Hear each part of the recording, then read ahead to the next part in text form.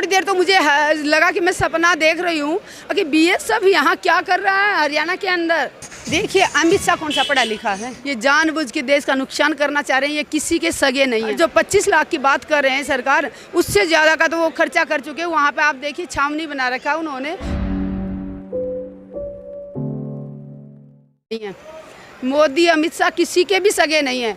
ये जो दिखावा करता है ना हिंदू राष्ट्र बनाने का, ना ये हिंदू के हैं ना ये मुस्लिम के हैं, ये अपने माँ बाप के भी नहीं है।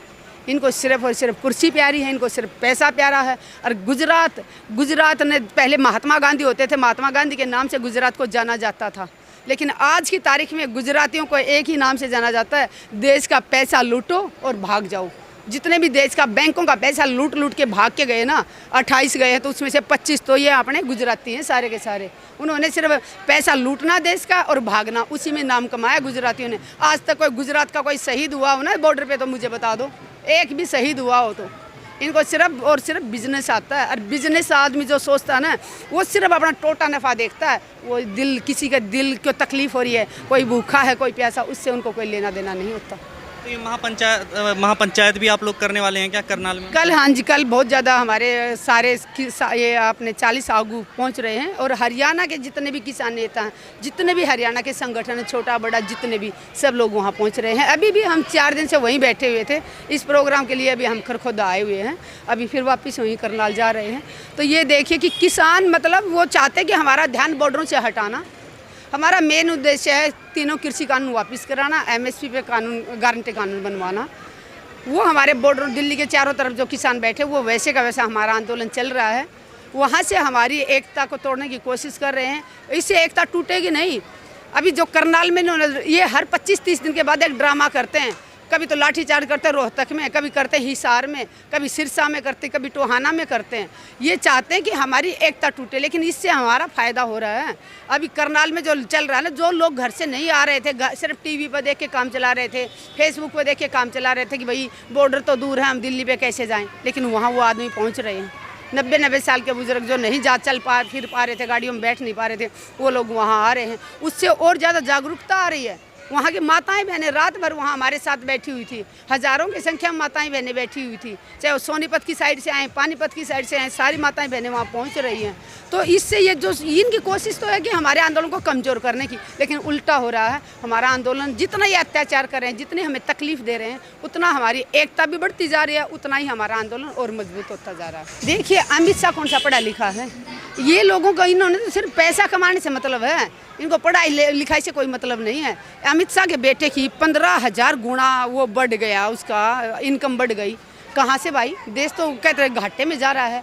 वो कौन सा बिजनेस कर रहा है, हमें भी बता दो, देशवासियों को बता दो, ताकि देश भी सारा आबाद हो जाए। देश में तो आधे लोग भूखा पेट सो रहे हैं।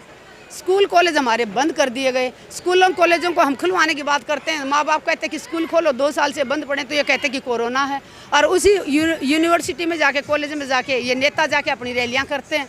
तब ये कौन से कमरे में बंद करके आते हैं? कोरोना इनके हाथ का या पढ़ा लिखा है क्या कि भाई नेता रैली करें तो तू साइड में हो जाना, और किसान अपना हक मांगे या बच्चे अपनी पढ़ाई के लिए स्कूल खुलवाएं तो तू बीच में आ जाना। तो ये सिर्फ और सिर्फ देश को बर्बाद करने के एक बहाना है। हर चीज़ का बहाना ढूंढ रखा है इन्होंने, और सिर्फ पूंजीपतियों के इशारों में चल रहे हैं ये, और सिर्फ देश को उन पूंजीपतियों के हाथ में देना चाहते हैं। जियो ला के फ्री में BSNL को ख़त्म कर दिया। हमारे हरियाणा के 1000 से भी ज़्यादा सरकारी स्कूल सारे बंद कर दिए। हर आदमी प्राइवेट स्कूल की फीस नहीं दे सकता।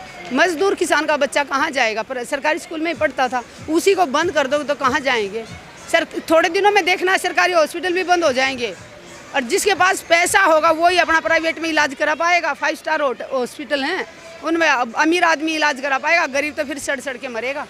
जैसे अभी कोरोना के टाइम में ऑक्सीजन के लिए तड़प रहे थे, बेड के लिए तड़प रहे थे। अमित शाह का बयान क्यों नहीं आता इन सब चीज़ों पे, हरियाणा में जो हुआ या जो? देखिए इन्होंने काम तो करना नहीं है। उन्होंने जितने भी मैनिफेस्टो में वादों किए थे, एक भी वादा उन्होंने पूरा नहीं किया। उनके पास कोई जवाब है ही नहीं। मन की बात वो जाति के नाम की बात करते, जाति धर्म में लड़ाते लोगों को। जवानों की बात करते हैं, राम मंदिर के नाम की बात करते हैं। ये सारे इनके बहाने जो थे वो फेल हो चुके। काफ़ी साल इन्होंने राम के नाम पे मांग के खा चुके। अब लोगों को पता चल गया। अभी अगर सुप्रीम कोर्ट से ऑर्डर आया था कि राम मंदिर बनेगा, तो फिर ये लोग ये क्यों कह रहे कि मोदी के कारण आया है? क्या मोदी, या फिर ये मोदी आके सबके सामने ये कहे कि सुप्रीम कोर्ट मोदी के इशारे से चल रहा है? या तो मोदी ये कहे कि सुप्रीम कोर्ट मेरे इशारे पे चल रहा है, मैंने कहा सुप्रीम कोर्ट को कि राम मंदिर का फैसला इधर आना चाहिए। तो ये लोगों को मुझे समझ में नहीं आ रही कि ये कानून बड़ा है, सुप्रीम कोर्ट बड़ा है या प्रधानमंत्री बड़े रहे हैं। 25 लाख कोई मुआवजा, किसी की ज़िंदगी की कोई कीमत नहीं होती, इंसान की ज़िंदगी अनमोल होती है। और जो 25 लाख की बात कर रहे हैं सरकार, उससे ज़्यादा का तो वो खर्चा कर चुके हैं। वहाँ पे आप देखिए छावनी बना रखा है उन्होंने, इतनी सारी पुलिस फोर्स वहाँ बुला रखी है। और एक दिन तो हद हो गई, जब सुबह सुबह हम उठे वहाँ पे और देखा तो हमारे सामने BSF के जवानों को ला के खड़ा किया हुआ था। थोड़ी देर तो मुझे लगा कि मैं सपना देख रही हूँ कि BSF यहाँ क्या कर रहा है हरियाणा के अंदर। BSF का काम बॉर्डरों पे होता है, या पाकिस्तान के बॉर्डर पे खड़ी हो या चाइना के बॉर्डर पे खड़ी हो। ये यहाँ कौन सा बॉर्डर है, कौन सा दुश्मन के बॉर्डर है? या फिर खट्टर सरकार जो हमारे ऊपर इल्ज़ाम लगाती कि हम आतंकवादी हैं, हम खालिस्तानी हैं, तो क्या उन्होंने शायद सच में मान लिया कि हम खालिस्तानी हैं? जब निहत्थे किसान अनुशासन के साथ ज़मीन में सो रहे हैं, खाली हाथ बैठे हैं बेचारे, भूखे प्यासे बैठे हैं, उनके लिए BSF बुला रही है। खट्टर सरकार किसानों से इतनी डरी हुई है कि उसको BSF और आर्मी बुलाने की ज़रूरत पड़ गई। आर्मी BSF को कब बुलाता है कि जब हालात बेकाबू हो जाएं, जब आगे से सामने वाली जनता भी हाथों में हथियार उठा के सड़कों पे आ जाए, जब बहुत ज़्यादा जान मान का नुकसान होने वाला हो, दंगे भड़क जाएं, तब कंट्रोल करने के लिए BSF को या आर्मी को बुलाया जाता है। तो धिक्कार है ऐसी सरकार पे जो अच्छा होने का ढोंग करती है और वो अपने ही किसानों के लिए BSF बुला के वहाँ पे खड़ी कर रखी है। बाद में BSF के जवानों को वहाँ से गायब कर दिया गया। जैसे ही मैंने ऑब्जेक्शन उठाया, 2 मीडिया वाले भाइयों के सामने रही ये बात रखी, पुलिस अफसर वहीं खड़े थे साथ में ही, तुरंत BSF वाले भाइयों को गायब कर दिया वहाँ से। क्या मकसद था उसके पीछे? मुझे नहीं पता। और ज़्यादा नहीं थे BSF के, 3 जवान थे, यूनिफॉर्म में थे, उनके कंधे पे BSF लिखा हुआ था, हाथों में उन्होंने अपनी बंदूकें ली हुई थी। और तो मुझे नहीं समझ में आ रहा कि BSF को वहाँ पे किस लिए बुलाया गया था। मैम, ये गृह मंत्री कह रहे हैं वहाँ हरियाणा के कि किसानों की जांच कराएंगे, किसान भी दोषी पाएंगे तो उनको भी सजा होगी। किसानों की क्या जांच कराएंगे? किसानों के ऊपर तो ये प्रसाद की तरह धारा 307 बांट देते हैं। हर किसान के ऊपर, हजारों किसानों के ऊपर, 40,000 से ज़्यादा किसानों के ऊपर ये धारा 307 का केस करके घूम रहे हैं। सिरसा की बात कीजिए आप, 5 किसानों के ऊपर देशद्रोह का मुकदमा दर्ज किया। इनके पास कोई सबूत है? 21 लोगों की कमेटी गई थी SP और DC से मिलने के लिए। सिरसा में मीटिंग हुई थी, मैं भी उसमें साथ में थी। वहाँ पे हमें एक वीडियो दिखाया गया, उस वीडियो में सिर्फ एक कार दिखाई गई, आती हुई कार दिखाई दे रही, कार का शीशा टूटा हुआ है। ना ही तो किसी किसान के हाथ में पत्थर था, ना कोई किसान पत्थर मारता हुआ दिखाया गया। मैंने उनसे पूछा, सवाल किया मैंने SP से और DC से वही मीटिंग के अंदर, कि जो वीडियो आपने हमें दिखाया उस वीडियो में कोई सबूत ऐसा नहीं है कि जो किसानों के खिलाफ है, तो आपने किस बिना पे, किस सबूत के आधार पे हमारे 5 भाइयों को जेल में डाल के रखा हुआ है? उनके पास कोई जवाब नहीं था। और इनका SDM जो एक गुंडे की भांति बोल रहा कि सिर फोड़ दो किसानों का, और एक बार गलती से मुँह से निकल सकती है कोई बात, 3 बार बोला उसने, जानबूझ के बोला, 3 बार बोला। और उसके ऑर्डर के बाद इतनी लाठियां बरसाई गई कि उस किसान की मौत हो जाती है। तो क्या उस SDM पे धारा 302 का मुकदमा दर्ज नहीं होना चाहिए? या वो SDM है तो वो कुछ भी बोलेगा, किसी के भी सिर उड़वाएगा, खाली बैठे निहत्थे लोगों के सिर उड़वाएगा? और वो SDM है तो उसके ऊपर केस दर्ज नहीं हो सकता? कानून सबके लिए बराबर है, चाहे देश का मजदूर है या देश का राष्ट्रपति है। अगर कोई अपराधी है तो अपराधी है। अपराधी की कोई जाति नहीं होती, अपराधी की कोई पोस्ट नहीं होती, अपराधी का कोई रैंक नहीं होता।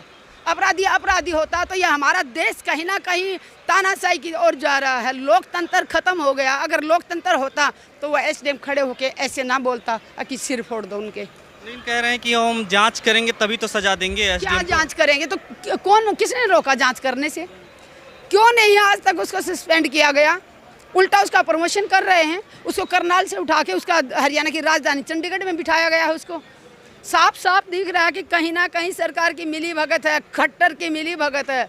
और खट्टर अपने आकाओं के इशारे पे नाच रहा है। दिल्ली में बैठे 2 आका, मोदी और अमित शाह, और वह भी दोनों वो भारत सरकार के नाम पे तो एक पुतला बना के बिठा रखे हैं कुर्सी पे। भारत को, असली भारत को चलाने वाले अडानी और अंबानी हैं।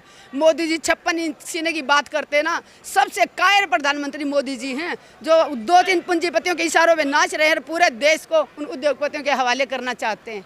हर चीज़ इन्होंने प्राइवेट कर दी, हर चीज़ को प्राइवेट करते जा रहे हैं। क्या साबित करना चाहते हैं? जब देश आज़ाद हुआ था हमारे रजवाड़ों में एक राजा वहाँ का है, एक यहाँ का है, अलग अलग रजवाड़ों में बटा हुआ था पूरा देश।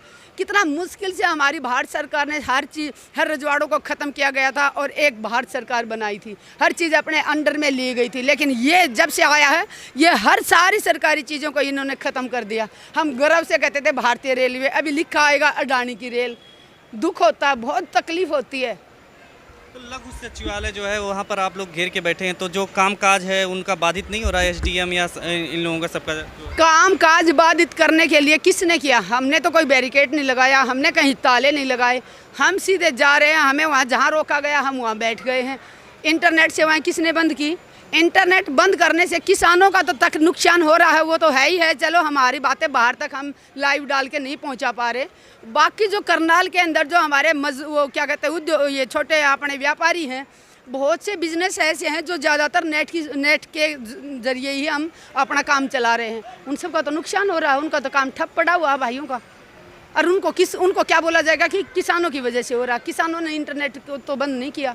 खबरों में बने रहने के लिए फोरम 4 को सब्सक्राइब करें और नोटिफिकेशन पाने के लिए बेल आइकन दबाएं।